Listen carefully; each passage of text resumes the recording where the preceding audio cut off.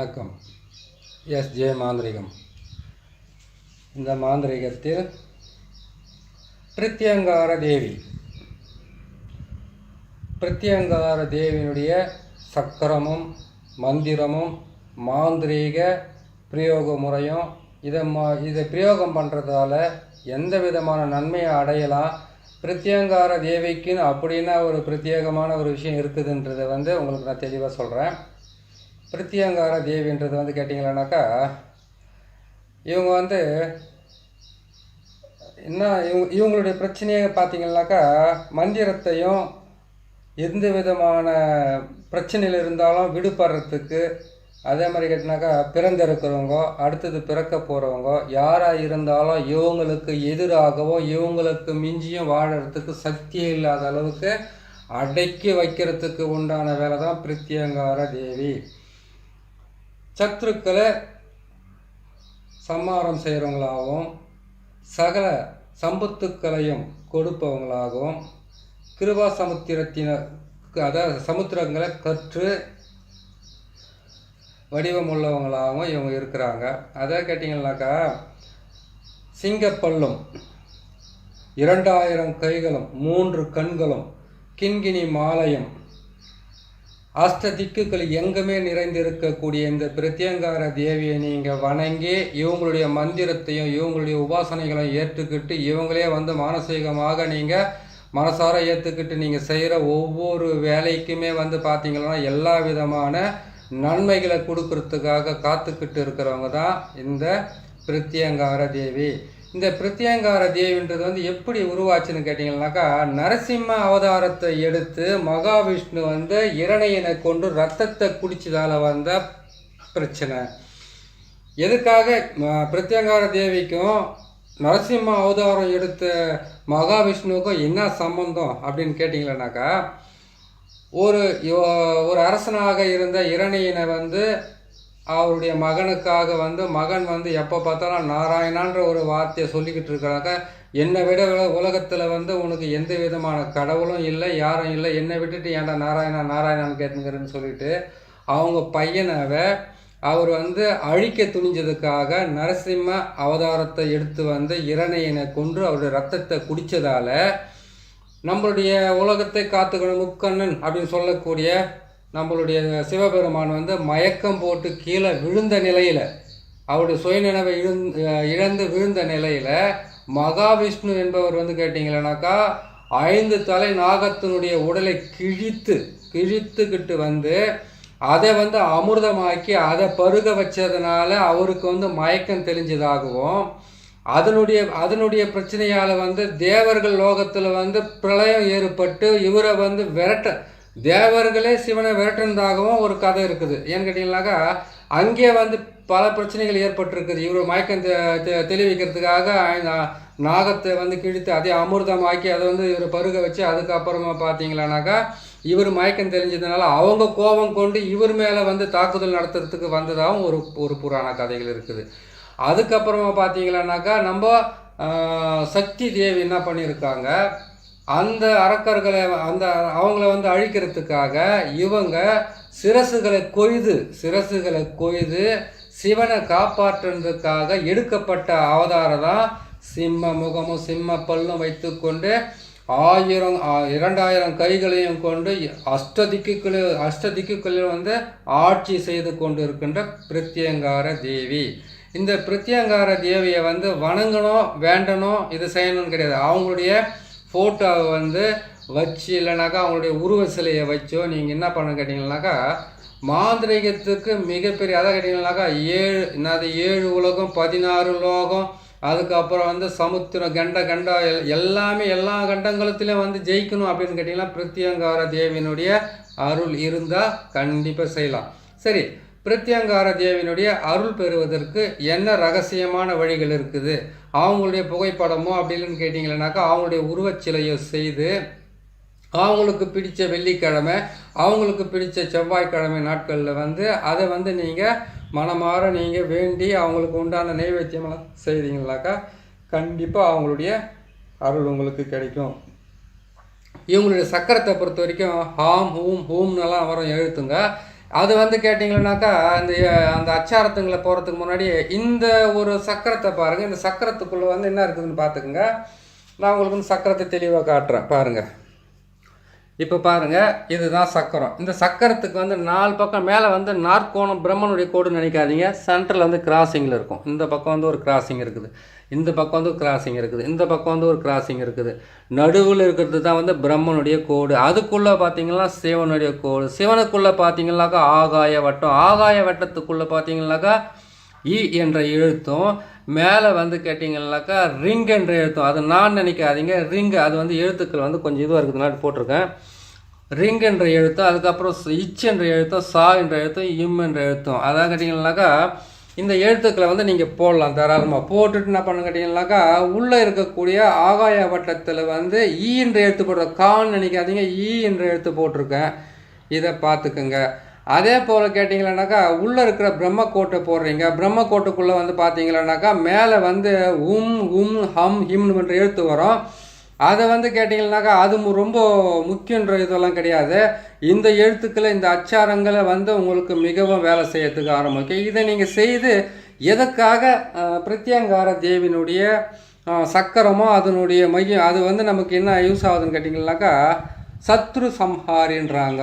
அதே மாதிரி கேட்டிங்கன்னாக்கா எதுலேயுமே வெற்றி பெறணும், வாழ்க்கையில் வந்து முன்னேற்றம் அடையணும். அதே மாதிரி கேட்டிங்கன்னாக்கா அபரிவிதமான வெற்றியும் நம்மளால் வந்து எல்லாருக்குமே வாழ்க்கையில் எதிர்பார்க்குறது வந்து பார்த்திங்கன்னாக்கா வெற்றி அடையணும். அது மட்டும்தான். அந்த வெற்றிக்குள்ளே வந்து பார்த்திங்கன்னாக்கா யாராவது வந்து ஒரு சின்ன உதவி செய்ய மாட்டாங்களா? உன்னு தோலை தொட்டு வந்து நான் இருக்கிறேன், நீ வாழ்க்கையில் வந்து முன்னேற்றம் அடையன்னு சொல்லுவாங்க. யாரும் சொல்ல மாட்டாங்க அந்த நாட்டில். ஏன்னு கேட்டிங்கன்னாக்கா அவங்க வந்து உங்களுக்கு வந்து தோல் மேலே கையை வச்சு நான் இருக்கிறேன், நீ ஒன்றும் கவலைப்படாத கிடக்கா, என்றைக்காவது ஒரு நாளைக்கு அவங்க தோலை உரிக்க போகிறாங்கன்னு அர்த்தமே. புரியுதுங்களா? ஏன்னு கேட்டிங்கன்னாக்கா இந்த உலகமாகப்பட்டது தன்னுடைய சொந்த ஆசைகளுக்காக எந்த விதமான இது இழப்பையும் சந்திக்க தயாராக இருக்காங்க ஒவ்வொரு மனுஷனும்.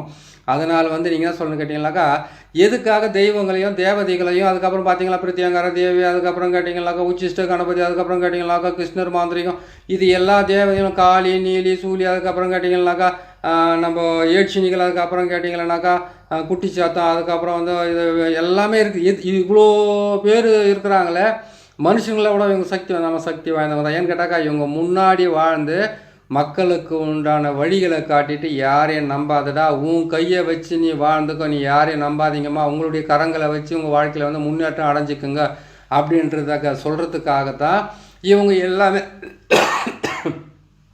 எல்லாமே ருக்வேதம், யாஜுர்வேதம், சாமவேதம், அதர்வண வேதம் எல்லா வேதத்துங்களும் எழுதும்போது கூட பாருங்கள், நீங்கள் கடவுளை கும்பிட்டு நீங்கள் வாழுங்க. நீங்கள் ஒரு 10 பேர் கும்பல சேருங்க. அந்த 10 பேர் சேர்ந்து கை தட்டிக்குன்னு பாட்டு பாடி டான்ஸ் ஆடிருந்தீங்களா கடவுள் நடுவில் வந்து நம்மளுக்கு பிரேக் டான்ஸ் ஆடும். அப்படியெல்லாம் கிடையவே கிடையாது. நீங்கள் செய்ய வேண்டிய விஷயம் என்னன்னு கேட்டிங்கனாக்கா ஒவ்வொரு நாளும் உங்களை பாதுகாக்கிறதுக்காக நீங்கள் உங்களை பாதுகாத்துக்கிட்டால் தான் உங்கள் குடும்பத்தை வந்து நீங்கள் பாதுகாக்க முடியும். அதான் கேட்டிங்கனாக்கா ஆசைகள் வந்து அதிகமாக நம்மளுக்கு தேவைகளும் அதிகமாகிக்கிட்டே போகும். ஆசைகளை குறைக்கணும். அதே மாதிரி கேட்டிங்கனாக்கா நீங்கள் ஒரு தொழில் செய்கிறீங்க, நீங்கள் வந்து பெரிய தொழிலை செய்கிறீங்க, நீங்கள் சின்ன தொழிலை செய்கிறீங்க, இதுக்கெல்லாம் வந்து கேட்டிங்கனாக்கா ஒரு கூலி ஆளுக்கு நீங்கள் ஆள் வைக்கிறீங்க. கூலி ஆள் வைக்கிறீங்கன்னு கேட்டிங்கனாக்கா அவங்க கூலிக்காக தான் வேலை செய்வாங்களே தவிர உங்களுடைய ஆசைக்காக வேலை செய்ய மாட்டாங்க. அவங்களுக்கு தேவை சம்பளம், அந்த சம்பளத்துக்காக அவங்க வேலை செஞ்சுட்டு போகிறாங்க. அதே மாதிரி கேட்டிங்கனாக்கா ஒரு மனுஷனுக்கு வந்து கேட்டிங்கனாக்கா எந்த விதமான குறைபாடும் இல்லாத, அவங்களுக்கு பேராசையும் இல்லாத ஒரு மனுஷன் நம்மளுக்கு வந்து நல்லா கிடைப்பாங்களா? தாலி கட்டின பொண்டாட்டி அப்படி இல்லை, பெத்த தாய் தகப்பனா அப்படி இல்லை, கூட பிறந்த சகோதர சகோதரிகளும் அப்படி கிடையாது. தனிப்பட்ட முறையில் வந்து வேலை செய்கிறவங்களா அப்படி இருப்பாங்களா? அவங்களால முடியலன்றதுக்காக உங்களுக்கு வந்து உதவியாகவும் உங்களுக்கு வந்து கேட்டிங்கன்னாக்கா ஒரு துணையாகவும் இருப்பாங்களே தவிர அவங்களுக்கு உங்களை விட வந்து ஒரு 1000 ரூபாய் எக்ஸ்ட்ரா ஒரு இடத்துல காசு கிடைக்குனாக்கா உங்களுக்கு அவங்க டொப்பி போட்டு அவங்க போயிடுவாங்க. புரியுதுங்களா? அதனால் நீங்கள் என்ன செய்கிறீங்கன்னு கேட்டிங்கன்னாக்கா தெய்வ தேவதைகளை சித்தி பண்ணி வைக்கிறதுன்றது பார்த்தீங்கன்னாக்கா அவங்களே வந்து செய்ய மாட்டாங்க. அவங்களும் வந்து ஒரு மனிதனுடைய ஆத்மாக்குள்ளே வந்து உங்களுக்கு உதவி செய்கிறதுக்கு உண்டான வேலைகளை செய்கிறதுக்கு போட்டு தான் இவங்க. ஆனால் இந்த சக்கரங்கள் இருக்குது பார்த்தீங்களா, இது போட்டிருக்குமா இந்த சக்கரம், இந்த சக்கரமெல்லாம் வந்து கரெக்டாக வேலை செய்யணும் அப்படின்னு கேட்டிங்கன்னாக்கா இவங்களுடைய உபாசனைகளை வந்து நீங்கள் முழுமையை ஏற்றுக்கிட்டு தினமும் செய்யணும். கடவுளை கும்புறதுக்கு வந்து அமாவாசை, பௌர்ணமி, அதுக்கப்புறம் அஷ்டமி, நவமி, கிருத்திகை இப்படியெல்லாம் நாள் இருக்கும்போது தினம் எதுக்கு பண்ணணும்? தினமும் சாப்பிட்ணும் இல்லை, தினமும் சாப்பிட்ணும், தினமும் சம்பாதிக்கணும் போது சாமியை கூட தினம் தான் கும்பிடணும். நம்மளுடைய தினமும் கும்பிடுவோம். எப்போ கும்பிடுவோம்? முக்கியமான விஷயம்னு பார்த்தீங்கன்னாக்கா கஷ்டம் வந்து கழுத்தை பிடிச்சி அப்படி நெருக்கும் போது கவான் போயிட்டு கடவுள் காலில் போயிடுது. அப்படிலாம் கேட்டிங்கன்னாக்கா ஏதாவது ஒரு குடும்பத்தில் பிரச்சனை இருந்தாக்கா கடவுளே உன்னை இப்படியெல்லாம் கும்பிட்டுன்னு நான் மாதம் வந்து உன் கோயிலுக்கெல்லாம் வந்தேன், அப்படியெல்லாம் கிடையாது. உன் யார் கோயிலுக்கு வர சொன்னாங்க? கோயிலுக்கு போ, உன்னுடைய வேலையை வந்து அதான் சொல்லி செய்யும் தொழிலை தெய்வம் சொல்லி அதை முதல்ல செய். அதை செய்து முடிச்சுட்டு 1000 ரூபாய் நீ சம்பாதிக்கிறியா, 1000 ரூபாய் சம்பாதிச்சுட்டு அதில் வந்து 1% எடுத்துகிட்டு போயிட்டு கோயிலுக்காக நீ தானம் பண்ணு, தப்பு கிடையாது. அப்படிலாம் கேட்டிங்கன்னாக்கா ஏதாவது ஏழைங்களுக்கு உணவுக்கு காசை கொடுத்து விடு. அதை விட்டுட்டு நீங்கள் கேட்டிருக்கீங்க என்னென்னு கேட்டிங்கன்னாக்கா பிரத்யங்கார தேவியின் அவங்களுடைய பெருமையும் அவங்களுடைய மகத்துவத்தையும் கொஞ்சம் சொல்லுன்னு சொல்லி கேட்டிருக்கிறீங்க. பிரத்யங்கார தேவின்றதை பார்த்தீங்கன்னாக்கா அஷ்டதிக்குன்னு கேட்டிங்கன்னாக்கா 8 திக்கிலையும் உட்காந்து அவங்களுடைய 8 திக்குமே அவங்க கண்ட்ரோலுக்குள்ளே இருக்குதுன்றதை வந்து நம்மளுக்கு நல்லா தெரியுது. இவங்களுடைய இந்த தகட்டை வந்து நீங்கள் எழுதி ஒரு வெள்ளி தகட்டிலே போட்டு எழுதுக்கலாம். அந்த இந்த சக்கரத்தை போட்டு எழுதிட்டு நீங்கள் என்ன செய்கிறீங்கன்னு கேட்டிங்களானாக்கா இதுக்குள்ளே போட்டிருக்கிற ரிங் உள்ளே இருக்கிற எழுத்தை பார்த்தீங்கன்னா ஈன்ற எழுத்து, அதுக்கப்புறம் பார்த்தீங்கன்னாக்கா இந்த பக்கம் பாருங்கள் இச்சுன்ற எழுத்து, இந்த பக்கம் சான்ற எழுத்து, இந்த பக்கம் வந்து பார்த்தீங்கன்னா மான்ற எழுத்து, இத்தனை எழுத்துக்கள் இருக்குது. இதெல்லாம் நீங்கள் போட்டு நீங்கள் தெளிவாக செய்து எல்லாத்தையுமே எடுத்து நீங்கள் என்ன பண்ண கேட்டிங்கன்னாக்கா சுத்த பூஜை போடணும். சுத்தமான பூஜை ஒன்று என்ன பண்ணுங்கன்னாக்கா வாழை இலை எடுத்து வெள்ளிக்கிழமை அன்னைக்கு அந்த பூஜையை போட்டு அவங்களுடைய புகைப்படமோ அப்படி இல்லைன்னு கேட்டிங்கன்னாக்கா அவங்களுடைய உருவச்சிலையோ ஏதாவது ஒன்று வச்சு நீங்கள் என்ன செய்கிறீங்க கேட்டிங்கன்னாக்கா ஒரு பொழுதோடு இருக்கணும். ஒரு பொழுதுன்றது வந்து இந்த காலத்தில் ராத்திரியிலலாம் நல்லா சாப்பிட்டுட்டு தூங்கி எழுந்திரிச்சு காலங்கத்தால் பல்ல வளைக்கணும், ஒரு டம்ளர் நிறைய காப்பியும் ஒரு டம்ளர் நிறைய பாலும் குடிச்சிட்டு அதுக்கப்புறம் ஒரு பொழுது இருக்குது நடுவில் வந்து என்ன சாப்பிட்றது அதுவும் இருக்குது. ஒரு பொழுது கிடையாது, கால் பொழுது. கால் பொழுதுன்னு எப்படி தெரியுங்களா? காலையில் 6 மணிலேருந்து நீங்கள் என்ன பண்ண 12 மணி, அது கால் தான். அது ஒரு நாள்ன்றது 24 மணி நேரம். ஒரு பொழுதுன்றது காலை சூரியன் உதிக்கிறதுக்கு முன்னாடி இருந்து சூரியன் மறையிற வரைக்கும் இருக்கிறது பேர் தான் ஒரு பொழுது. எல்லாமே மாற்றியாச்சு, எல்லாமே செஞ்சாச்சு. அதுக்கப்புறம் ஒரு பொழுதுக்கிறது அந்த 12-1 மணிக்கெல்லாம் அவுக்குன்னு போய் நான் ஆக்கி வச்சுட்டு சோறை தின்னுபிட்டு ஒரு நெய்யை ஊற்றி உள்ளங்கையில் அதை கொஞ்சம் சாப்பிட்டு ஒரு 10 நிமிஷம் பார்த்து சோறு திங்கலான்ற மாதிரி எண்ணமெல்லாம் கிடையாது. அப்படியே திரும்பிட்டு அப்பட்டிஸோ அல்சரோ வந்து என்ன ஆக வேண்டியதான். ஏன்னு கேட்டிங்கன்னாக்கா ஒரு அங்கலாப்பு, ஒரு தேடுதல். இன்றைக்கி ஒரு நாள் போதுன்னு ஒன்று கடவுளுக்காக நேரத்தை ஒதுக்கு, இல்லைனா உன்னுடைய நீ செய்யக்கூடிய காரியங்களுக்காக நேரத்தை ஒதுக்கு. ரெண்டுத்தையும் சேர்த்து செஞ்சிங்கனாக்கா எந்த பலனும் இல்லாத போயிடும். சரிங்க, அது அவங்களுடைய இதுவை பொறுத்தது எல்லாம் வந்து நிற்கும். சரி, இப்போ நம்ம பிரத்யங்கார தேவனுடைய இதுக்கு வருவோம். இவங்களுடைய மந்திரத்தங்களையும் இவங்களுடைய எந்திரத்தங்களையும் பயன்படுத்தி நீங்கள் 8 திக்குக்குள்ளே நடக்கக்கூடிய திக்குக்குள்ளே நடக்கக்கூடிய எல்லா விதமான பிரச்சனைகளிலிருந்தும் மீண்டும் உங்களை வந்து நீங்கள் பாதுகாத்துக்கிட்டு நீங்கள் செய்கிற தொழிலாக இருந்தாலும் நீங்கள் வந்து வெளியூரில் வந்து பயணம் பண்ணுறவங்களா இருக்கலாம், வெளியூரில் வந்து பிஸ்னஸ் பண்ணுறவங்களா இருக்கலாம், இல்லைன்னு கேட்டிங்கன்னாக்கா கண்ட்ரி விட்டு கண்ட்ரி போகிறவங்களா இருந்தாலும் சரி, ஸ்டேட் விட்டு ஸ்டேட் போய் தொழில் செய்கிறவங்களா இருந்தாலும் சரி, உங்களுக்குன்னு வந்து பார்த்தீங்கன்னா எப்பேற்பட்டவங்களுக்கும் மரண பயம் ஒன்றுக்கும். அதாவது சிவனையே காப்பாற்றி இருக்கிறாங்க, பிரத்யங்கார தேவியாக மாறி சக்தி தேவி அப்படின்னு கேட்டிங்கன்னா சிவன் உயிர் போகிறதுக்கு முன்னாடி சத்ருக்கிட்ட இருந்து காப்பாற்றிருக்காங்க. அதே மாதிரி மகாவிஷ்ணுவும் காப்பாற்றுந்து, அதாவது கேட்டிங்கன்னாக்கா மகாவிஷ்ணுவும் இவரை காப்பாற்றிருக்காங்க, சக்தி தேவியும் இவரை காப்பாற்றிருக்காங்க. 2 பேருமே சேர்ந்து காப்பாற்றுற அளவுக்கு அவருக்கு வந்து கேட்டிங்கன்னாக்கா இறைவனை வந்து கேட்டிங்கன்னாக்கா சிவபக்தன். புரியுதுங்களா? எந்த கடவுளையும் கும்பலம் சொல்லாதீங்க. அவர் என்ன சொல்கிறாருன்னு கேட்டிங்கன்னாக்கா ஒவ்வொரு மனுஷனுமே வந்து சிவனுக்குள்ள அடக்கும், எல்லாருடைய மனசுக்குள்ளே வந்து சிவன் இருக்கிறார் தான் சொல்லியிருக்காங்க. சிவன் அதாவது மனுஷனுடைய உயிர் இருக்கிற வரைக்கும் சிவன்ன்றது வந்து அவருடைய ஆத்மாக்குள்ளே இருக்குன்றது உங்களுக்கும் தெரியும், எனக்கும் தெரியும். தெரியாதவங்க தெரிஞ்சுக்கங்க. சிவன் என்பது ஆத்மாக்குள்ளே இல்லாத சிவனை எங்கேயுமே கிடையாது, எல்லாருக்குள்ளே இருக்கிறாங்க. ஒவ்வொரு உயிர் போகும்போதும் அந்த சிவனுக்கு வந்து கேட்டிங்களானாக்கா அது நியாயமாக போயிருக்கா அநியாயமாக போயிருக்கா, இதனுடைய இதுவை வந்து பிரித்து அதுக்கு உண்டான பாவ புண்ணியத்துக்கு உண்டான நன்மையோ தீமையோ செய்கிறது வந்து காலபுருஷ ராசி தத்துவங்கள் இது செஞ்சுக்கிட்டு வரோம். சரிங்களா? அதனால் நீங்கள் வந்து என்ன பண்ணுறீங்கன்னு கேட்டிங்களானாக்கா இவங்களை வந்து மானசீகமாக ஏற்றுக்கிட்டு இவங்களே வந்து வழிபட்டுக்கிட்டு செய்கிற தொழில், பிஸ்னஸ்ஸு, உயிர் பாதுகாப்பு, அதுக்கப்புறம் கேட்டிங்கன்னா கண்ட தோஷங்கள், அதுக்கப்புறம் கேட்டிங்கன்னாக்கா அண்ட தோஷங்கள், இது எல்லா தோஷங்களிலிருந்து விலக்கி உங்களை காப்பாற்றணும்னு கேட்டிங்களானாக்கா பிரத்யங்கார தேவியாக மாறிய சக்தி தேவியும் அதுக்கு மகாவிஷ்ணுவும் அதுக்கப்புறம் கேட்டிங்கன்னா சிவபெருமானும் இவங்க 4 பேருமே ஒன்றா சேர்ந்தது பேர் தான் பிரத்யங்கார தேவி, அதனுடைய சக்கரம், அதனுடைய மந்திரம். சரிங்களா? இவ்வளோ விளக்கத்தை நான் சொல்கிறேன். நீங்கள் இதையாவது கேட்டு கரெக்டாக என்ன பண்ண கேட்டிங்கன்னாக்கா ஒவ்வொரு நாளும் எழுந்திரிச்சோடனே கடவுளுக்காக சில மணி நேரங்கள், செய்கிற தொழிலுக்காக சில மணி நேரங்கள், அதாவது நான் என்ன சொல்கிறேன்னு கேட்டிங்கன்னாக்கா நம்மளுக்கு எல்லாமே கொடுத்துருக்குறாரு. உணவு கொடுத்துருக்குறாரு, உடுத்த உடையை கொடுத்துருக்குறாரு, இருப்பதை கொடுத்துருக்காரு. இதுக்கு மேலே ஒரு ஆசை வேணும்னு கேட்டிங்கன்னாக்கா அது பேரி ஆசையாக தான் போவோம். இருக்கிறத காப்பாற்றணும்னு நினச்சாவே போதுமானது. அதாவது நீங்கள் வந்து எந்த தொழில் செஞ்சாலும் அந்த தொழிலுக்கு வந்து ஒரு பாதுகாப்பு தேவை. அது மாதிரி வந்து கேட்டிங்கன்னாக்கா இந்த சக்கரமோ இந்த மந்திரமோ இந்த தேவியினுடைய பூஜை புனஸ்காரமோ அவங்களுக்கு ஒன்றா செய்ய வேண்டிய வேலைகளை வந்து கண்டிப்பாக உங்களை காப்பாற்றி வழி நடத்த இது நீங்கள் தாராளமாக செய்யலாம். சரிங்க, இதுக்கு உண்டான மந்திரத்தை சொல்கிறேன். கொஞ்சம் ஞாபகமாக கேட்டு இந்த மந்திரத்தை வந்து ஞாபகம் வச்சுக்கிட்டு நீங்கள் சொல்லுங்கள். அதுக்கு உண்டான வழி நல்லபடியாக பிறக்கிறதுக்கு ஆரம்பிக்கும். சரி, மந்திரத்தை சொல்கிற மாதிரி கேளுங்க. ஓம் ஸ்வாஹ சிம்ம பிரத்யங்காரே படு ஹோம் ரீம் ஸ்ரீயும் கிளியும் சிம்மமுகி உத்திரகாளி வசி வசி சிவசிவா ஓம் ஸ்வாக. இது தாங்க இதனுடைய மந்திரம். இந்த மந்திரத்தை நீங்கள் அதான் கேட்டிங்கன்னா பிரத்யங்கார தேவியினுடைய உருவச்சிலையை வச்சுட்டீங்க, அவங்களுடைய புகைப்படத்தை வச்சுட்டீங்க, அவங்களுக்கு முன்னாடி ஒரு நெய் தீபத்தை ஏற்றுட்டீங்க, ஒரு படையிலும் போட்டுட்டீங்க, வாரத்தில் ஒரு நாள் செய்கிறீங்க. அது செய்துட்டு என்ன பண்ணுறீங்கன்னு கேட்டிங்களானாக்கா உக்காந்து இந்த மந்திரத்தை வந்து ஒரு 108 முறை. அதான் கேட்டிங்கனாக்கா உங்களை மறந்து அவங்கள நினச்சி தான் சொல்லணும். நீங்கள் நினச்சிக்கின்னு அந்த சாமி கும்பிடுங்க போது அவனை அழிச்சிடலாமா, இவனை அழிச்சிடலாமா, இவன் குடும்பத்தை விட்டு ஓட்டிடலாமா, அவனை குடும்பத்தை விட்டு ஓட்டிடலாமா, அவளுக்கு எப்படி சண்டை மூட்டி விடுறது, இவன் குடும்பத்தை எப்படி மாட்டிக்க விடுறது, அப்படியெல்லாம் நினச்சினாலும் சாமி கும்பிடக்கூடாது. சாமி கும்பிட்றது வந்து எப்படி கேட்டிங்கனாக்கா உங்களுடைய உயிர் உடல் ஆத்மா எல்லாமே வந்து கடவுளாகவே மாறி எந்த தெய்வத்தை நீங்கள் கும்பிட்றீங்களோ அந்த தெய்வமாகவே நீங்கள் மாறி அதுக்கப்புறம் வந்து அந்த தெய்வம் வந்து உங்களுக்குள்ளே இறங்கி வேலை செய்யணும்னு கேட்டிங்கனாக்கா அந்த ஒரு 10 நிமிஷமோ 1/4 மணி நேரமாகவோ நீங்கள் தயவு செய்து சாமியை மட்டும் நினச்சிக்கிட்டு அவங்களுடைய மந்திரத்தை மட்டும் நீங்கள் சொல்லிக்கிட்டே வாங்க, அதுக்குண்டான பலன் கிடைக்கும். சரி, தினமும் நம்ம படையல் போட்டு தான் எல்லா வேலையும் செய்யணுமா? தேவையில்லை. வாரத்தில் ஒரு நாள் பிரத்யங்கார தேவிக்குன்னு பிரத்யேகமான நாளுன்னு சொல்லக்கூடிய ஒரு நாளை நீங்கள் நிர்ணயிச்சிக்க, உங்களுடைய மனசை தான் நிர்ணயிச்சிக்கணும்.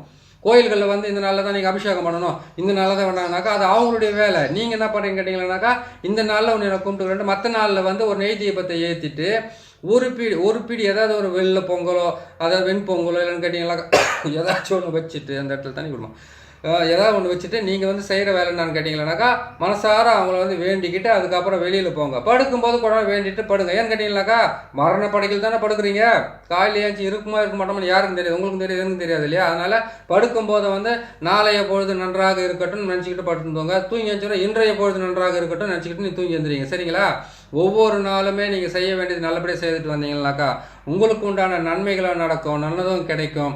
அதே மாதிரி பிரத்யங்கார தேவியினுடைய மந்திரத்தை சொல்லியிருக்கேன், அவங்களோட சக்கரத்தையும் போட்டிருக்கோம். அந்த சக்கரம் வந்து உயிர் காக்கும் கவசமாகவும் தொழிலை காக்கிற கவசமாகவும். அதே மாதிரி கேட்டிங்கன்னாக்கா உங்களுக்கு வந்து அது பிரயாணத்தில் இருக்கக்கூடிய ட்ராவல்ஸில் இருக்கக்கூடிய பல விதமான ஆபத்துக்கள் இருந்து காப்பாற்றுறதுக்காகவும். அதே மாதிரி இன்னொரு விஷயம் சொல்ல போனீங்கன்னாக்கா தொழிலில் வந்து சரிவு ஏற்படாமல் இருக்கிறதுக்காகவும், தொழிலில் ஏற்பட்ட பல பிரச்சனைகளும் பின்னடைவுகளிலிருந்து உங்கள் வாழ்க்கையை உங்களையும் காப்பாற்றுறதுக்காகவும், குடும்பத்தில் இருக்கக்கூடிய ஒவ்வொரு ஜீவனையும் ஒவ்வொரு மனித பிறவைகளையும் காப்பாற்றுறதுக்காகவும் பிரத்யங்காரனுடைய மந்திரமோ எந்திரமோ உங்களை வந்து காத்துக்கிட்டு நிற்க உங்களை காப்பாற்றியே தீரும்னு சொல்கிறேன்.